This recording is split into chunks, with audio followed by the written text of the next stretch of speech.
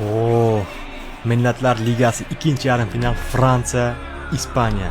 Sasavda qadilar dahshatligini. Kylian Mbappe va Lamine Yamal to'qnashuvi. Yamal tep. Mika Williams skor. 1-0 gap yo'q. Ispaniya oldinda. Mika Williamsdan gol.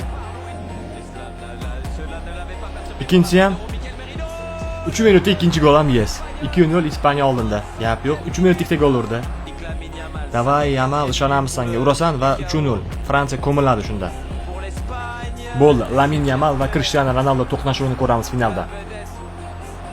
O, Mika Williams, davay bitta o'zing tiq. Pedri. Qanaqa kombinatsiya, Pedri.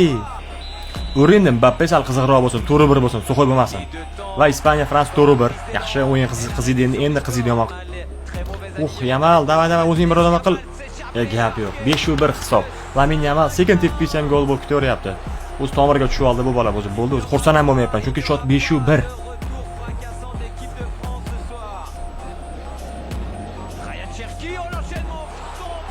Nima bo'ldi hozir? 5-2. Qanaqa gol urdi? Voy, do'stlaring. Voy, palakat o'zingga urasanmi? 5-3. Fransiya yetib kelyapti sekin.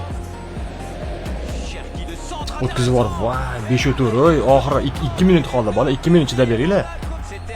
Va shu tariqa Ispaniya Fransiya 5-4 hisobiga Ispaniya yutib finalga yo'l oldi.